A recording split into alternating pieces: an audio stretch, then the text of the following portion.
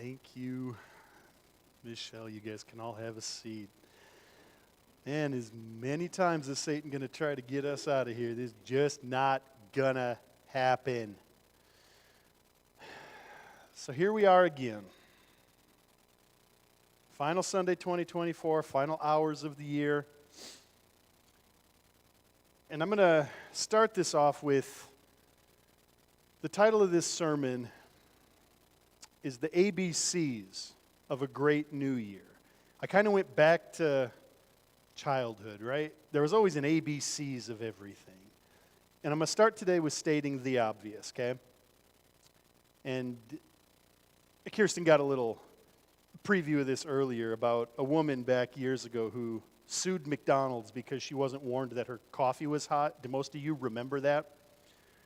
Companies have had to change their warnings, their instruction manuals, and their product warning labels, if you will, to cover themselves seriously from liability.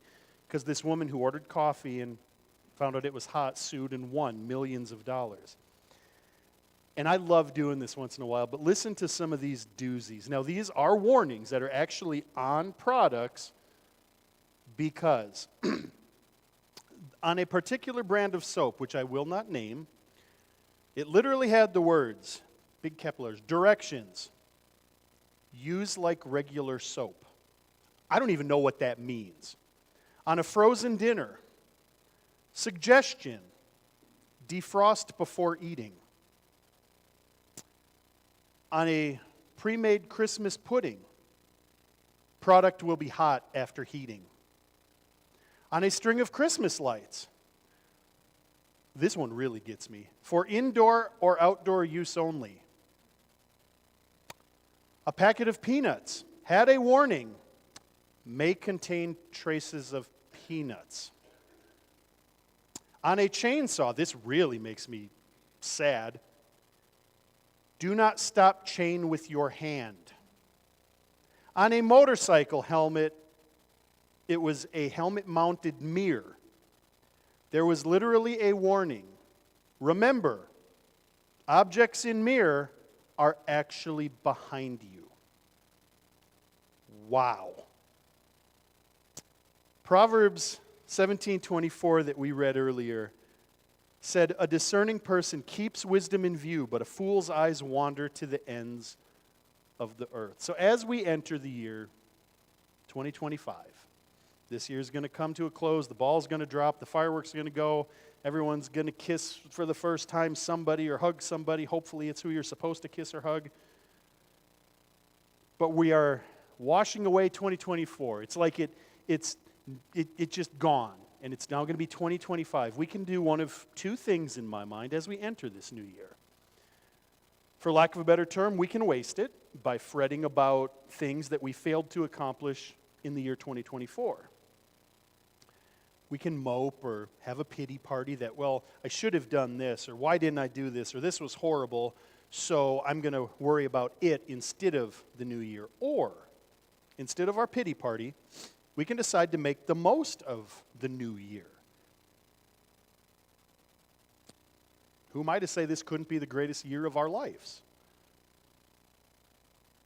So I start today with a question. What are you going to do with the year 2025? How will this year be any different from last year?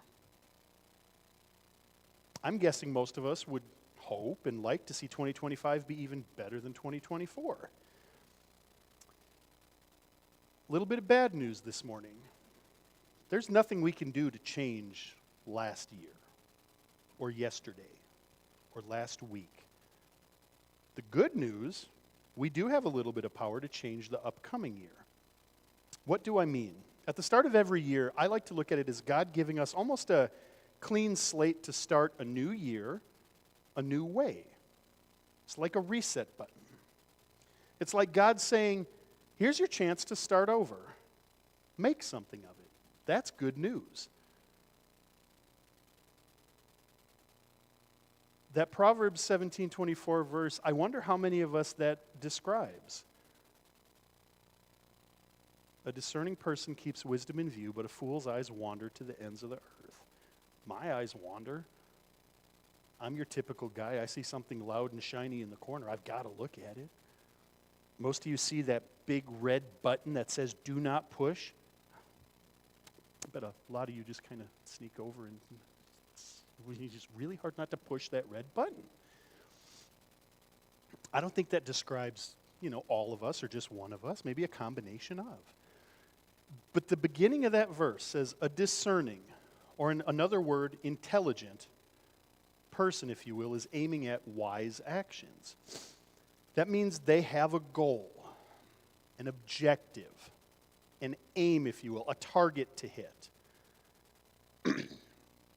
I don't expect anyone to answer this, but I'm just think in your head, have you set any goals already for 2025, knowing it's, less than 72 hours away?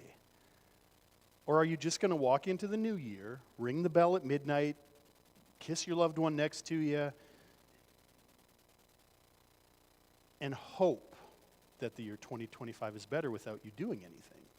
I'm a big believer you have to have a plan. And this morning, I want to share with you these 3 keys, the keys that may help us take that step towards success in the year 25.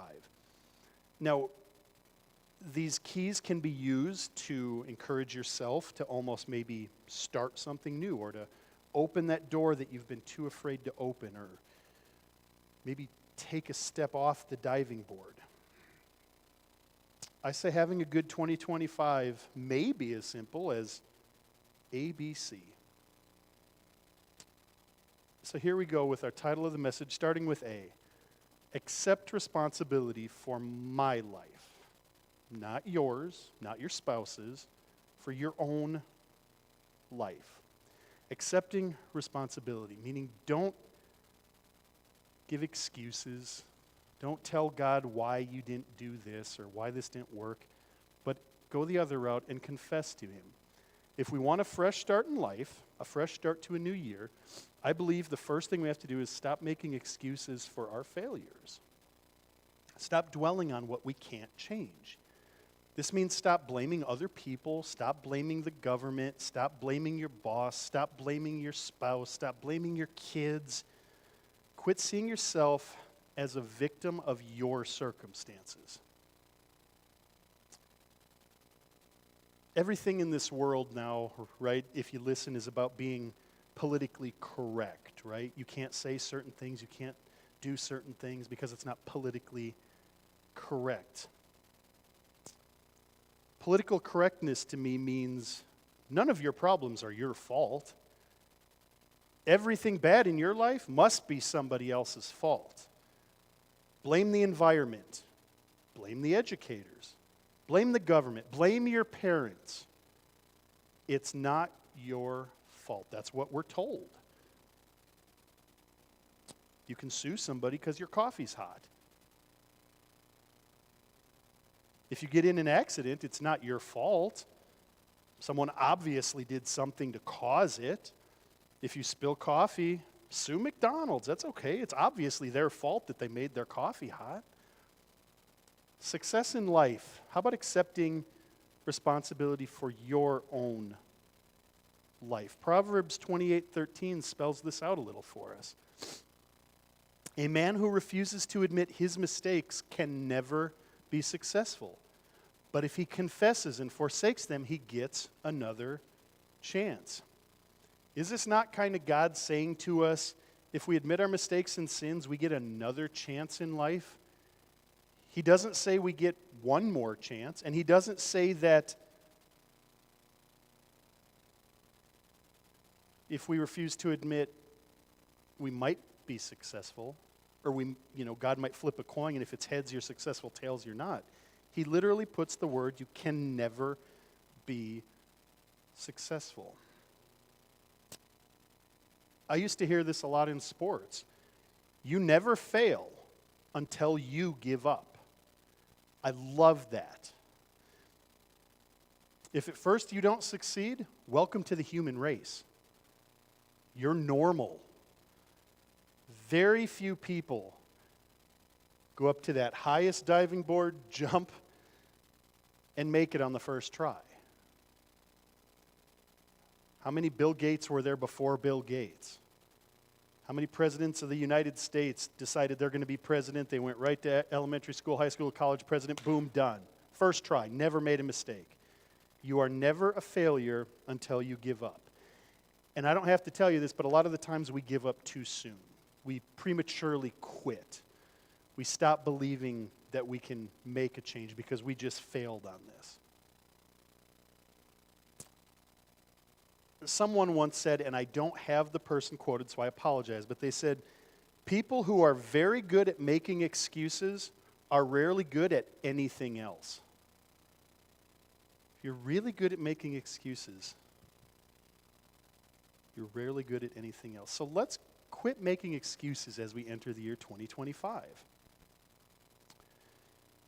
While researching for this sermon and writing it, I came across a pretty good story that tends to describe a lot of us if we take it in a non-literal meaning. But there was a gentleman that was paid to deliver a huge oversized load on a big trailer.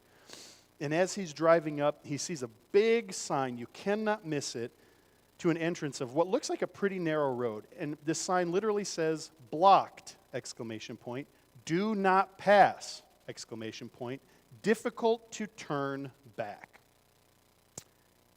He decided he was different. He continued down. He continued anyway. Pretty soon, as this little road gets narrower and narrower, he sees why the big sign said, block, do not come.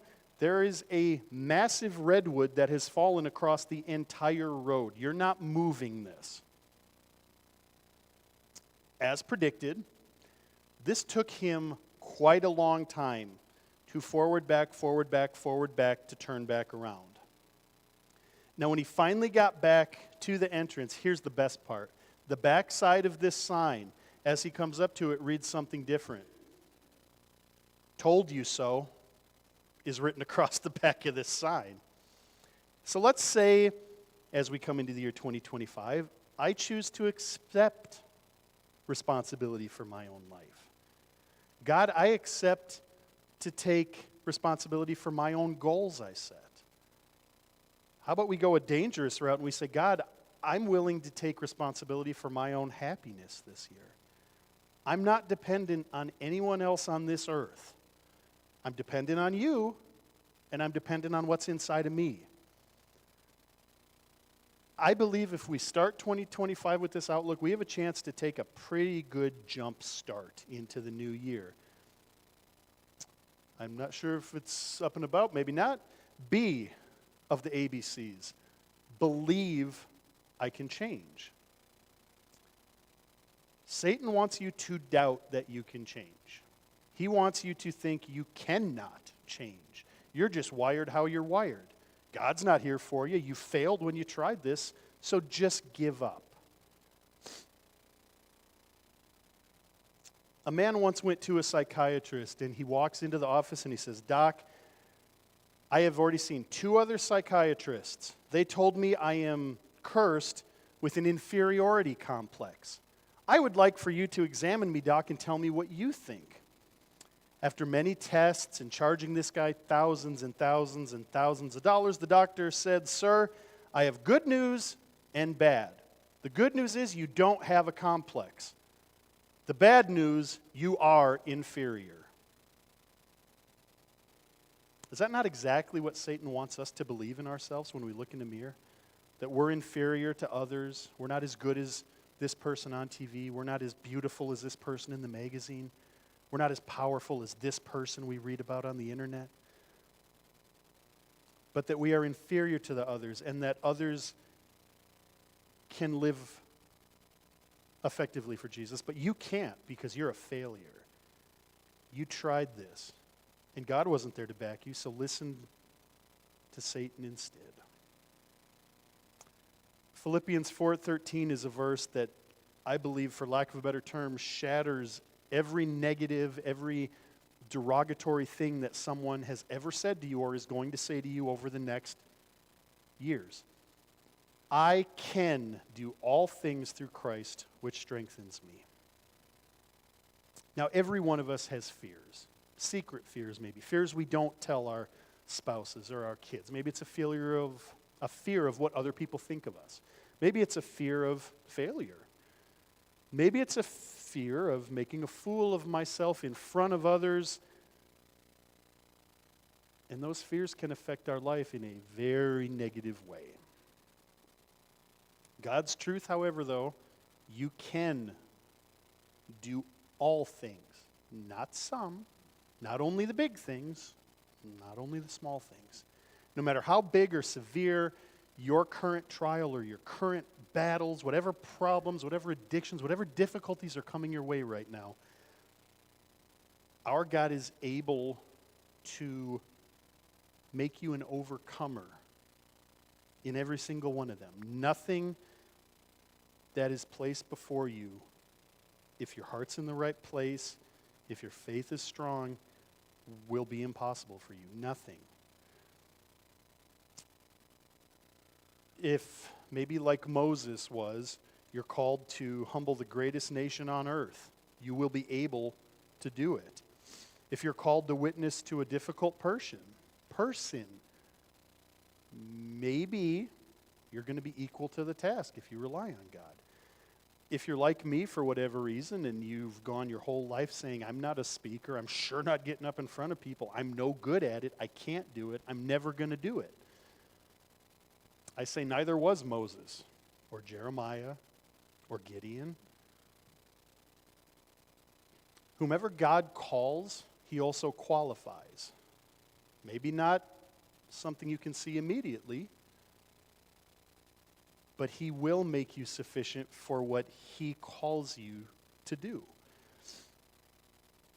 The devil may have told you many times you've inherited nothing but weakness, you can't escape it, you're no good, you're a failure. No.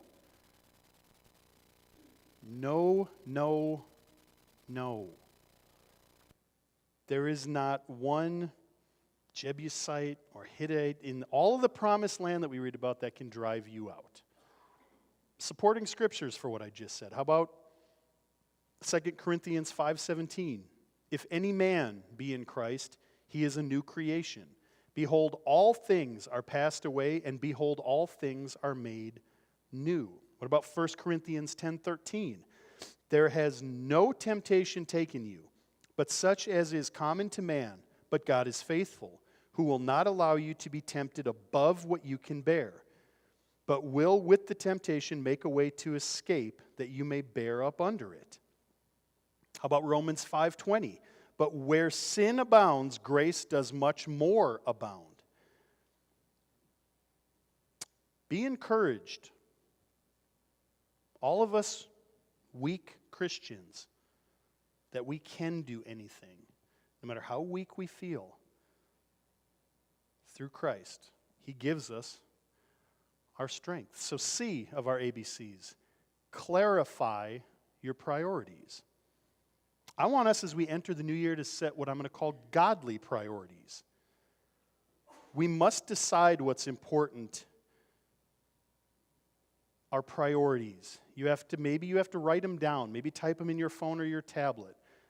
Maybe put them on Post-it notes, put them on your mirror. Because otherwise, as most of us know, you don't write it down, it's going to be pushed aside, it's going to be pushed out of focus, if you will. It'll get lost, it'll fall through the cracks by just the pressures of our everyday life. And they're never going to get done.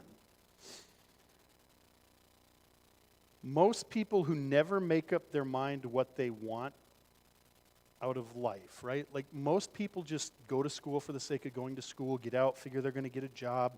They don't have any real aim, any real focus. And if we aim at nothing, we're certain to hit it. I promise you that. You'll hit it every time. Doing what I do for a living outside of here, I've seen and talked to a lot of people on their literal deathbed. And three things I've heard every single time that people on their deathbed say they wish they would have done this. Every time, there's three things I hear. I wish I would have given a greater priority to my relationship with God is a huge one. I hear a lot of them say on their last hours their relationship with their family. They wish they would have put a greater priority on it. The other one I hear, which I wasn't ready for, is they wish they would have put a greater relationship with their church. I have not once in all my years of doing my job, I've never heard anyone say, I wish I would have spent more time at the office. I wish I would have spent more time at work to make a few extra bucks. I've never heard anyone say, I wish I would have just kept going to school and work and school so I could build my career. Not once. Have an action plan. It is really important, I believe, and it can help to make us almost more powerful, if you will, to accomplish our New Year's resolutions. I read a study that in the year 2023, that 63% of people in America say that they have kept their resolutions after the second month. So get through January, get through February. 63% are still keeping their resolution. Now that may not seem great, it's not 100%, but how we start that new year, I believe has a very good chance of setting the tone, if you will, for the rest of 2025. Plan ahead. Maybe start with something small. Start with maybe something you only have to take one step. But there's incremental steps after that to reach your larger goal. I want to encourage you to try to avoid previous failures. Try to avoid repeating your previous failures. And don't get sidetracked by failure. You're going to fail. I'm going to fail, at least at those little things. Since many of our unhealthy habits, let's say, take a lifetime to develop, it's pretty hard to turn them off after a day, or even a week, or even a month, and you're going to have setbacks. I can't tell you how many times I've wanted to give up drinking pop and caffeine. I'd love to give it up. That's a hard one. I've done it a couple times in my life, and it's the first time I've ever felt what I believe is called a migraine. It's hard. You're going to stumble. Don't get sidetracked because you fail. Have a support system. That sounds kind of cliche and a little, weird, but have a support system that can re-motivate you, that can nudge you a little bit when they see you crack open a Dr. Pepper. Say, hey.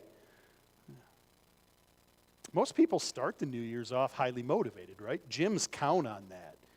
Gym memberships go up exponentially January 1st, probably through about the 30th.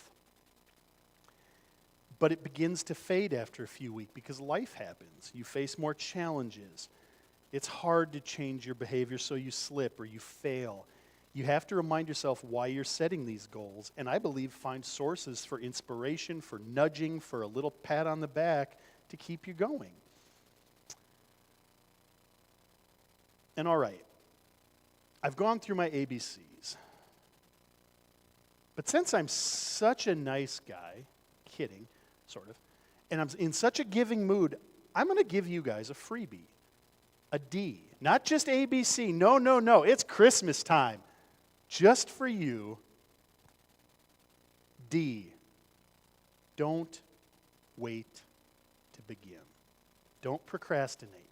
That's a big word that most everybody understands what that means because we're all pretty good at it. There's a great quote from a woman named Gladys Sturm who said, one thing good about procrastination is that you always have something planned for tomorrow. Now, she also observed that both optimists and pessimists contribute to our society. The optimist invents the airplane, and the pessimist invents the parachute. Little joke there, obviously, but procrastination is a serious spiritual problem. In Acts 24:25, the governor Felix was confronted by the Apostle Paul. He was brought under serious conviction, and the governor Felix, we read, was trembling, and he said, Go your way for now. When I have a convenient time, I will call for you. It's a scriptural definition of procrastination now. You just go and do your thing, and when it's convenient for me, I'll eventually find you and help you out. Ecclesiastes 11:4 says, if you wait for perfect conditions, you will never get anything done. That is so true. How about when things settle down or get better, I'm going to start having a daily quiet time to read my Bible. You're never going to get there. I believe we learn to read our Bible and to pray when things are unsettled and not so good. How about you go into the new year saying something like, when things settle down, I'm going to spend some more time with my kids. Before you know it, your kids are old, grown, and out of the house. Now, stepping out, even on little things, requires faith. There's no doubt. But to steal a quote from Nike here, just do it. If we just do it, we have a chance to go to that next level. It requires faith because we're going to do it, whatever it is, and we're going to slip and fall. We're going to fail. It's not going to work. Life's going to get so busy we don't think we can possibly do it. Some of you may even have to launch out into new territory. But the key to change anything, I believe, is faith, right?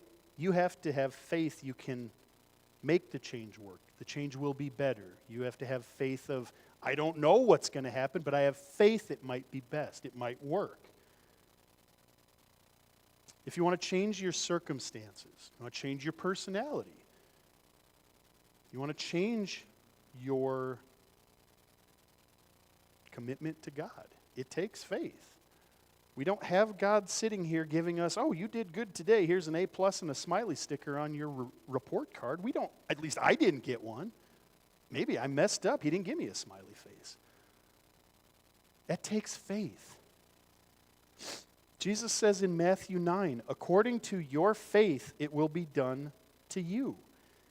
This means that faith is able to open up realms that are unavailable to us in just natural, everyday, earthly living. It may require courage to attempt to overcome an area where you've suffered defeat and failure before.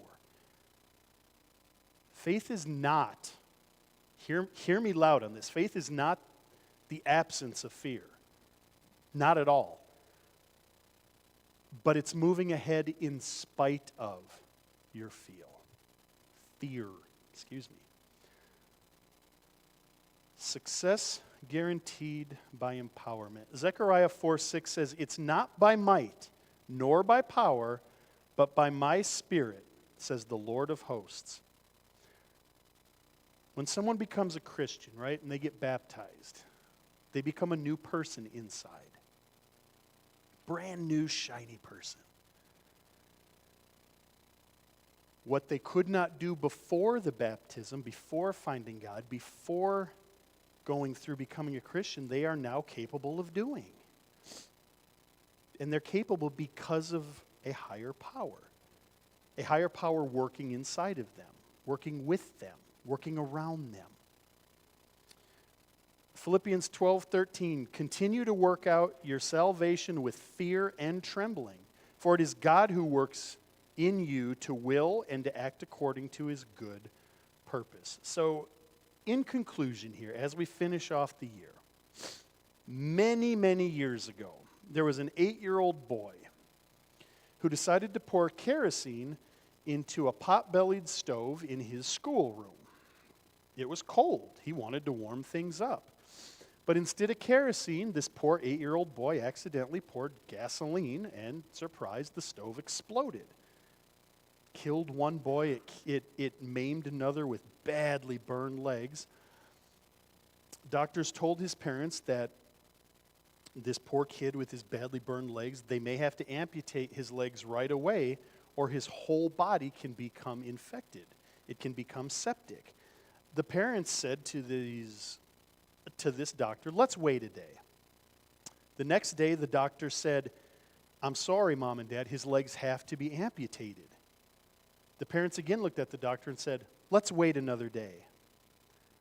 This went on for several weeks. Every day the doctor says we have to amputate. Parents said, one more day. And after a few more weeks, the doctors discovered that the legs were healing. However, it's healing where his left leg is now going to be 2.5 inches shorter than his right leg. The doctor said he can keep his legs, but he'll never be able to walk.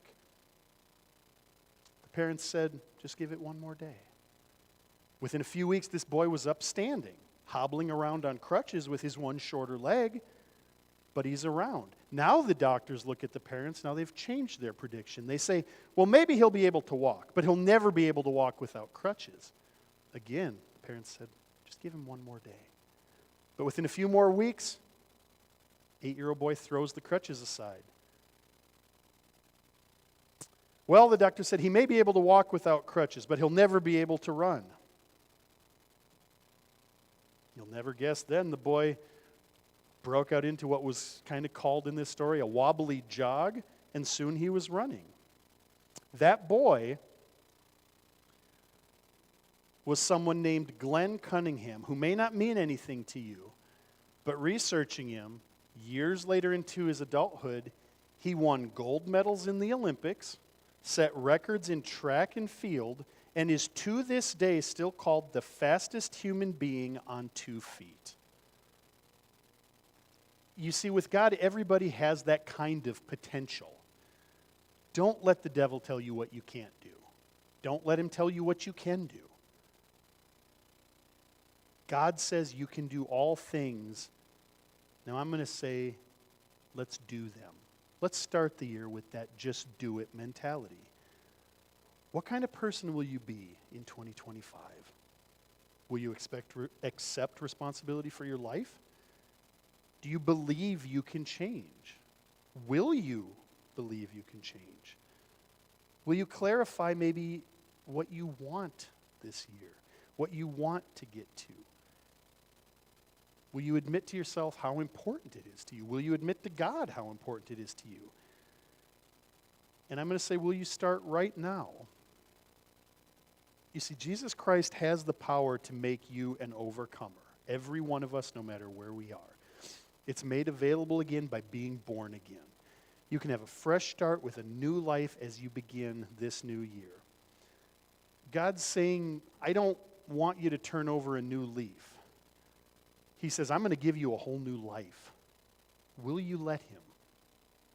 Do you want to commit yourself today to yourself, to God, to see 2025 greater than 2024?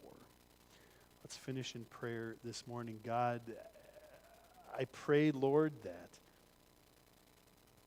as we leave this place, as we leave your house on this last Sunday of 2024, God, that we remember your salvation, we remember your promises, we remember that you are here with us, and that through you, God, we can do anything. We can overcome anything. If we rely on you, if we read your word, if we remember your word, if we just, God, put our trust in you. I pray, God, that we're able to look back on this year, see maybe where we stumbled, see where we wish we would have this or we could have that. And God, I pray that you shine a light to the future, not on what we messed up, not on our failures, Lord, but on what could be, on what you can provide us. I pray, God, that we don't stumble into the new year because we're so scared of failure, God. I pray that we don't just hope that you're going to snap your fingers and make things better, God, this year, but that we take initiative. We rely on you out loud and say, God, I would like to do this. Please show me how. Please, God, remind me of your strength that you have gifted me. I pray for an amazing start to the new year, God, as we travel, as we celebrate, as we rely on you to shine that light that we talked about, that only you can provide. And for us to remember that that light cannot be put out, not by Satan, not by us, not by anybody. I pray that we can focus, God, on your eternal flame as we move into the new year, and that we just are willing to fall on our knees, God, and say, I'm yours. Guide me. Do with me what you wish. I pray, God, for strength and courage to listen to you and to accept that you are watching us. You have our best interest at heart no matter what comes up in our presence, God. I pray, Lord, for safe travels for anybody going out to visit family or going somewhere for the New Year's, God, that all four wheels on their cars stay on the road, the planes stay up, everyone gets there safe, God. And I just pray that we can start 2025 as a stronger part of the body of Christ, as a brighter part of the body of Christ, as we can just be a little more like you as we start our new year. I pray this, God, knowing that you are here with us, listening right now, Lord, and that we are so grateful for what you've given us in this year, and we cannot wait to see what happens next. In Jesus' mighty name, amen. You guys are free to go. Please be safe over New Year's. We'll see you next year. Always wanted to say that in front of church.